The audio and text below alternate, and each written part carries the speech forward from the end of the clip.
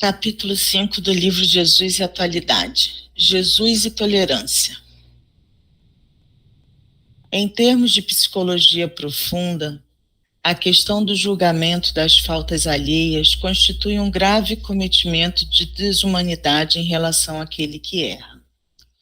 O problema do pecado pertence a quem o pratica, que se encontra a partir daí em curso em doloroso processo de autoflagelação, buscando, mesmo que inconscientemente, liberar-se da falta que lhe pesa como culpa na economia da consciência. A culpa é sombra perturbadora na personalidade, responsável por enfermidades soezes causadoras de desgraças de várias ordens. Esculpida nos painéis profundos da individualidade, programa por automatismos os processos reparadores para si mesma. Toda contribuição de impiedade, mediante os julgamentos arbitrários, gera, por sua vez, mecanismo de futura aflição para o acusador, ele próprio uma consciência sob o peso de vários problemas.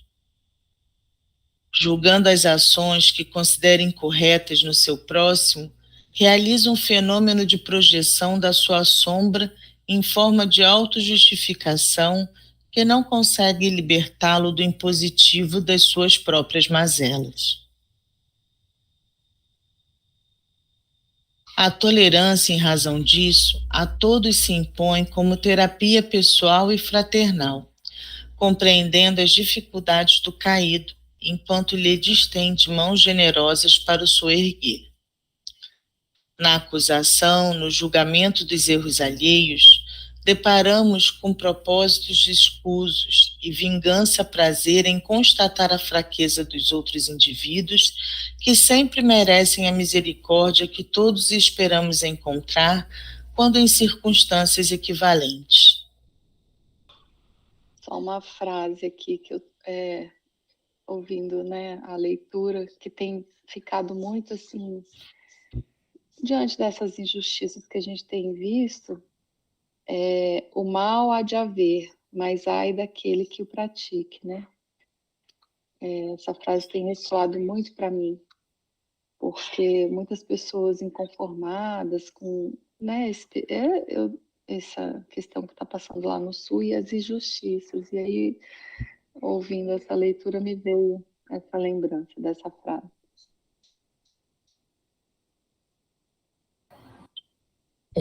Toda essa leitura, eu estava aqui pensando, né, do que ele fala, né, que todo mundo erra, a gente sabe que nós, inclusive, erramos muito mais do que achamos, né, mas as pessoas têm realmente esse hábito, né, de, não sei se talvez para minorar a sua culpa, né, diminuir a sensação de que você comete também tantos erros, né, é mostrar o dos outros, né, olha lá, que talvez chamando a atenção do erro dos outros, as pessoas não te olhem, né? Então, acho que é meio por aí, né? E essa coisa que ele fala, eu achei muito bacana, né? Do quem erra, o problema, na verdade, é dele, o erro é dele, ele vai ter que se entender depois com o erro dele, a gente não tem nada a ver com isso, então eu penso muito nisso, essa tendência, né, que as pessoas têm de sempre estar chamando atenção, mas você não está fazendo o que é certo, você errou aqui, errou ali. Acho que como a gente diz, né, para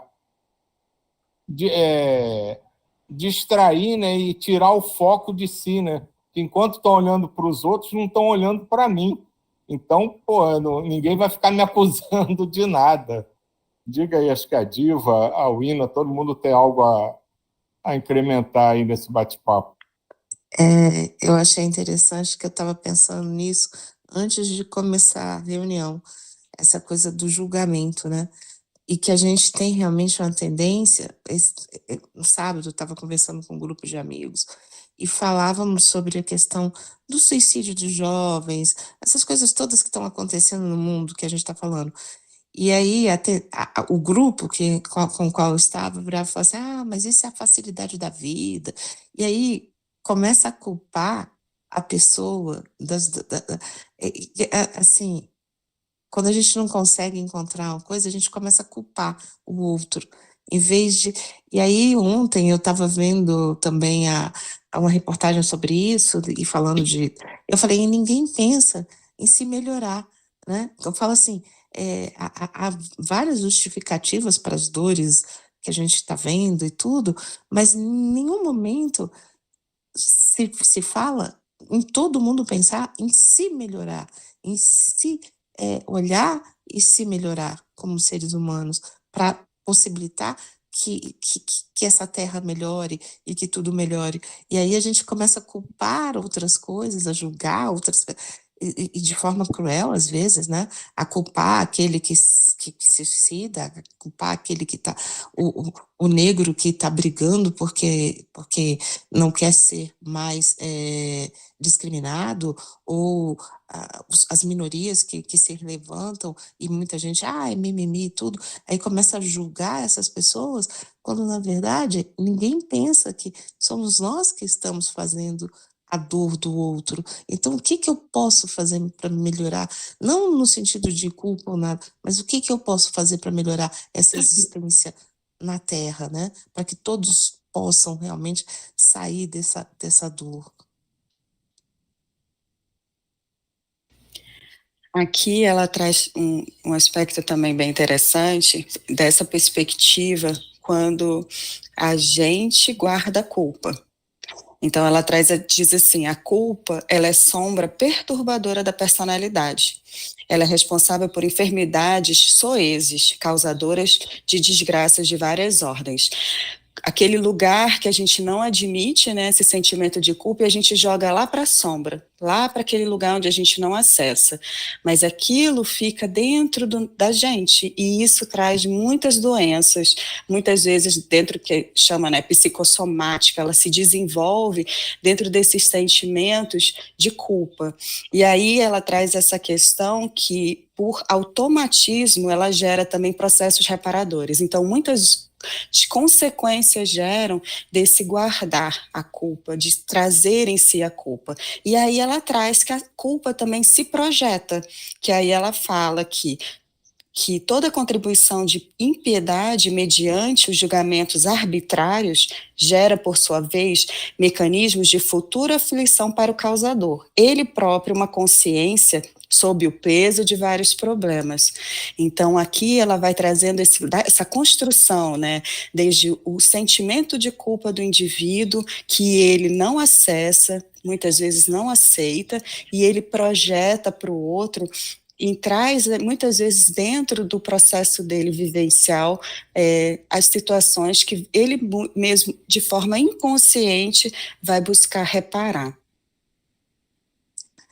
Uma pergunta, William, a partir disso, às vezes eu acho, assim, não sei, que talvez essa coisa toda, essa coisa da encarnação e reencarnação, tudo, não é um pouco que a gente carrega essas culpas? Assim, são culpas são coisas que a gente não se resolve, e por um jeito ou por outro a gente se reencarna, mas é como se a gente tivesse sempre, de alguma forma, um pouco de culpa quando a gente está aqui? Depende, porque o processo reencarnatório, ele é um processo de vivenciar novas experiências. Agora, as situações podem ter ficado muito marcadas na outra vida, e essa vontade de reparar pode ter ficado bem gravado no espírito, e ele trazer, muitas vezes, sentimentos de culpa que estão relacionados a outras encarnações. As terapias de vidas passadas mostram, muitas vezes, não só de culpa, como de medo, como de grandes amores que a gente traz de outra vida e encontra aquela pessoa e não entende por que aquele amor se manifesta. E a culpa, como a Joana de Ângeles traz, né, como uma grande marca na alma, ela pode vir, ela pode ser também rememorada nesse processo e dentro do processo encarnatório. Então, ele vem muito mais como uma consciência, uma consequência do que como um fim em si mesmo. O que pode acontecer é da culpa gerar um processo de reparação. Lá no plano espiritual, as pessoas se reunirem e buscar reparar esse processo, e aí fazem todo um acordo ali espiritual para reencarnar. mais ou menos assim que eu vejo, né? Sim. Eu falar dessa questão mesmo que a Wina falou também, que o trabalho ele está sobre nós mesmos, né?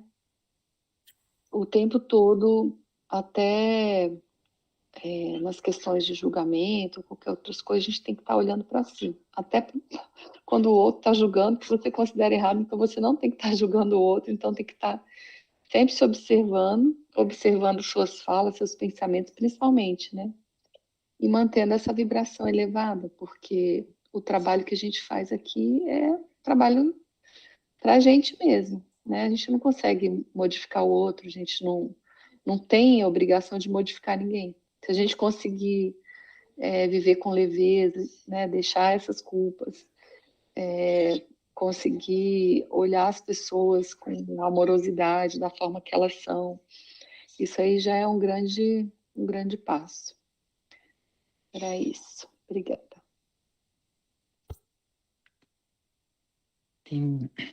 Nesse texto da Joana, me veio dois pontos.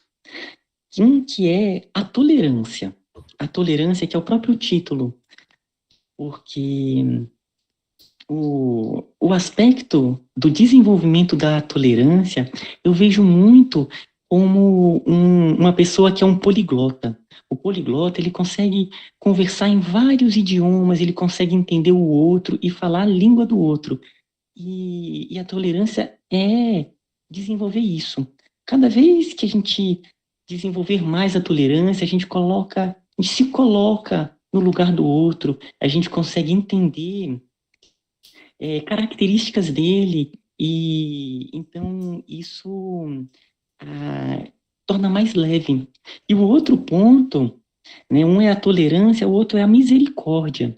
Porque a palavra misericórdia, ela, né, ele vem de miseri, e esse córdia, o córdia é de coração, e miseri, ele está ligado a misérias. Então, é a compreensão que todos nós temos misérias ainda no coração, a gente ainda está nesse processo evolutivo. Então, a misericórdia é aquela compreensão, e que aí auxilia o processo da tolerância. E aí acontece como a Neuza falou, né? A gente tem uma vida mais leve, a gente consegue se comunicar nas mais variadas linguagens, compreendendo que tanta gente, quanto os outros, eles têm ali essas misérias. E esse ponto que a Neuza colocou é isso, né? Todo o processo é nosso. A mudança, ela é interna. Então, se está, de alguma forma, percebendo alguma coisa no outro, é porque está ali dentro, está ali vibrando, né? Então, o que ela colocou aí também da questão da projeção, do espelho. Então, era isso que eu queria compartilhar. Vou sair um pouquinho aqui do texto, mas é uma coisa que a Neuza falou, que eu me lembrei, me chamou a atenção, que ela falou do Sul, do que tem acontecido no Sul. E eu não sei se vocês acompanham, né? Eu vejo muito notícias pelo mundo, principalmente ligadas à natureza, e tem acontecido coisas semelhantes pelo mundo inteiro. Ontem eu estava vendo uma chuva pavorosa em Veneza. No início do mês teve uma enchente em Milão, que se mostrasse as fotos sem nenhuma legenda, qualquer um aqui ia dizer, isso é lá no sul, igualzinho, as pessoas andando na rua de barco, tudo alagado. E se a gente rememorar, há pouco tempo, né, tem tido enchentes assim enormes em vários locais espalhados pelo mundo. E isso me fez lembrar do período que a gente passa, né, de transição planetária, e como a gente fala e repete aqui da importância da água como um fluido de limpeza. E eu não pude deixar de associar essas coisas que têm acontecido em vários locais do mundo, sempre relacionados com água, que não sejam processos de limpezas em regiões específicas, como assim movimentos cirúrgicos da espiritualidade em determinadas áreas, para a limpeza de determinados estigmas ou miasmas necessários ali naquele momento. E por isso tem sido tantos fenômenos fora do comum, né, entre aspas, né, inesperados da natureza, mas todos eles têm sido relacionados ultimamente com chuvas pavorosas, com enchentes, sempre relacionado com água.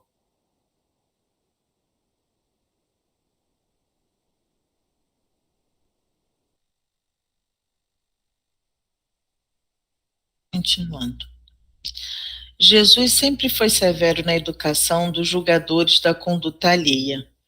Certamente, há cortes e autoridades credenciadas para o Ministério de Saneamento Moral da sociedade, encarregadas dos processos que envolvem os delituosos e os julgam, estabelecendo os instrumentos reeducativos, jamais punitivos, pois que, se o fizessem, incidiriam em erros idênticos, se não mais graves.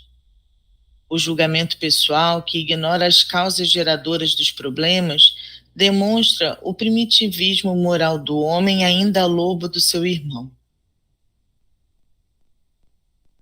O mestre estabeleceu a formosa imagem do homem que tem uma trave dificultando-lhe a visão e, no entanto, vê o cisco no olho do seu próximo. A proposta é rigorosa, portadora de claridade iniludível, que não concede pauta a qualquer evasão de responsabilidade. Ele próprio, diante da multidão aflita, equivocada, perversa, insana, em vez de julgá-la, tomou-se de compaixão e ajudou-a. Naturalmente, não solucionou todos os problemas, nem atendeu a todos como eles o desejavam.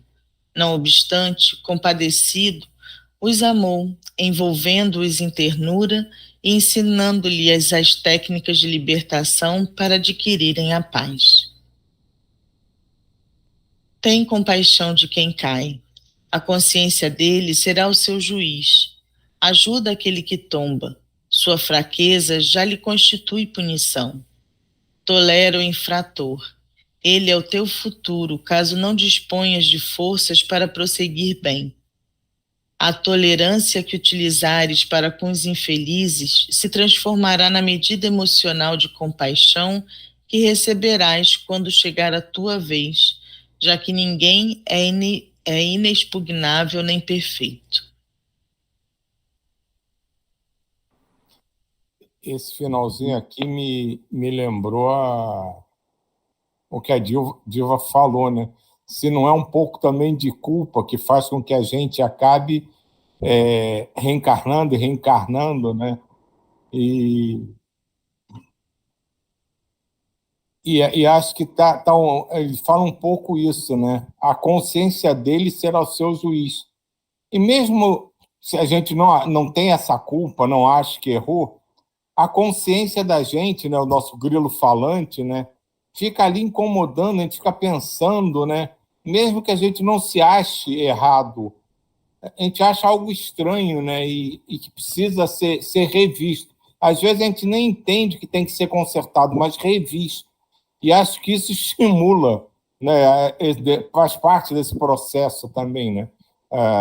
A Almina falou das terapias de vidas passadas, né, que vão não só culpas, mas várias situações com que a gente tem contato que são marcantes, né, que ficam presas com a gente, né. Acho que tudo isso faz um grande emaranhado de coisas, né, fazendo a gente ter necessidade de aproveitar mais uma vez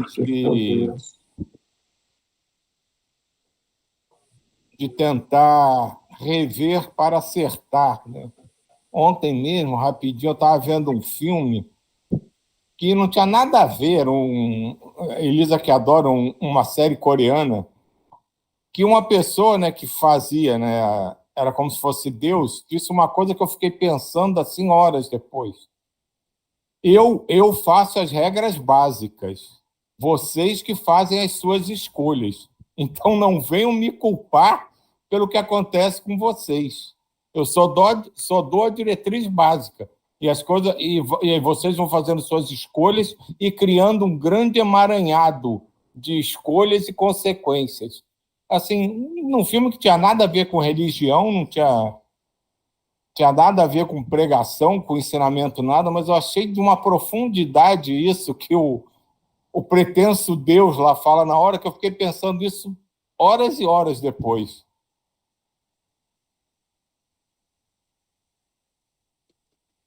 Essa parte final do texto da Joana, ela é linda, foi um fechamento muito belo para esse texto. E ela coloca aqui esse aspecto de Jesus, né, já que a gente faz a ligação entre Jesus e a atualidade, Jesus e a tolerância, e realmente perceber como que ele foi tolerante, como que ele foi amoroso. E aí ela termina o aspecto da tolerância com o amor, né? Quando ela coloca aqui, tem compaixão de quem cai, né? Ajuda aquele que tomba, tolera o infrator. Então, é o amor, né? Desenvolvendo o amor, vai ter o acolhimento, vai ter ali a compreensão, vai estar auxiliando, vai estar contribuindo para esse processo. E teve uma hora lá que ela falou sobre, um pouquinho antes, sobre o aspecto que o mundo maior, ele não segue o caminho da punição, e sim da reeducação. Então, quanto mais amor, mais esse aspecto de compreender, de auxiliar, de buscar construir juntos. E então a tolerância, ela vem desse processo do amor, sabe? Então, aqui, né, ele coloca aqui ali os instrumentos reeducativos, jamais punitivos. Então, é bem esse aspecto que Jesus, ele bem exemplificou. Então, era isso. Eu queria falar essa tolerância que Jesus fala aqui. Vamos raciocinar, pessoal. Na época de Jesus era uma aldeia.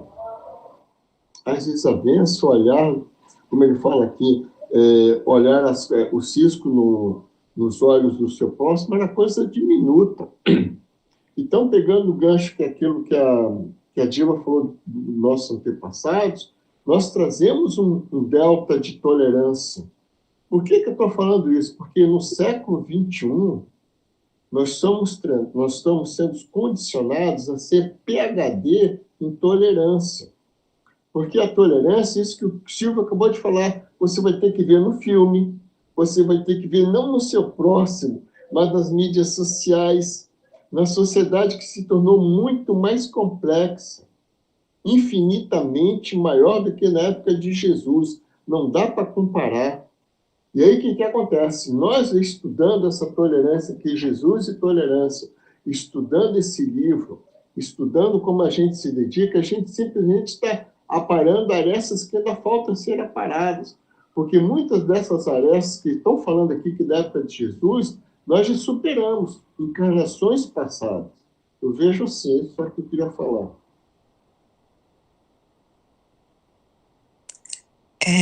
Eu vou ser um pouquinho.